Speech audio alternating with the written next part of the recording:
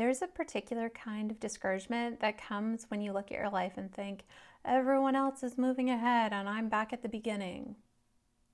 It's not loud discouragement, it's quiet.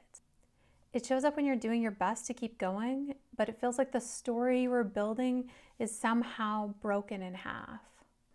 After a major life change, it can feel like everything that came before doesn't count.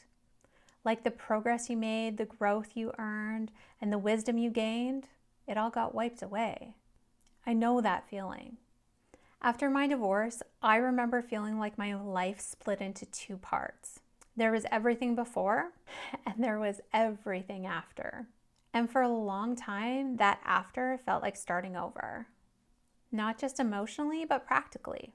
Rebuilding routines, rebuilding confidence, rebuilding any sense of direction at all.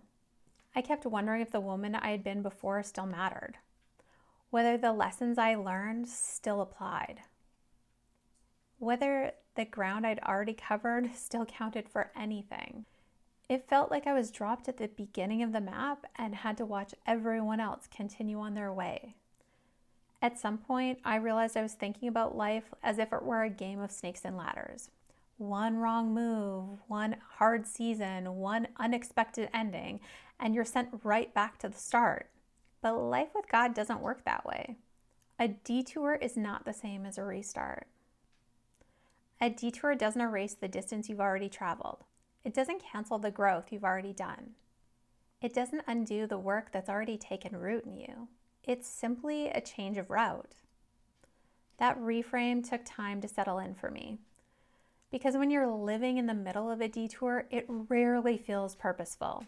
It feels inefficient, slower than it should be, harder than you expected. But detours are still movement. They are still forward motion, even if the scenery looks unfamiliar. There's a verse that helped steady me when I was struggling. It's from Philippians, and it says, "Being confident of this, that he who began a good work in you will continue on to completion until the coming of Christ Jesus." What struck me about this verse was not the completion part, but who began the good work to begin with. If God began a good work in you, then a detour doesn't disqualify it. It doesn't interrupt it, and it certainly doesn't erase it. The work didn't stop because the path changed. That was freeing for me, because it meant I didn't have to panic about being behind. I didn't have to make up for lost time. I didn't have to pretend the detour didn't happen. I could acknowledge where I was, honestly, without turning it into a verdict on my life.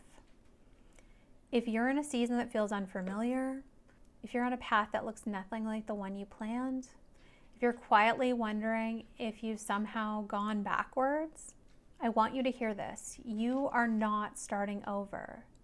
Everything you've lived, learned, and carried with you is still a part of who you are. Nothing has been wasted. Nothing has been discarded. This may be a detour, but you're still moving forward.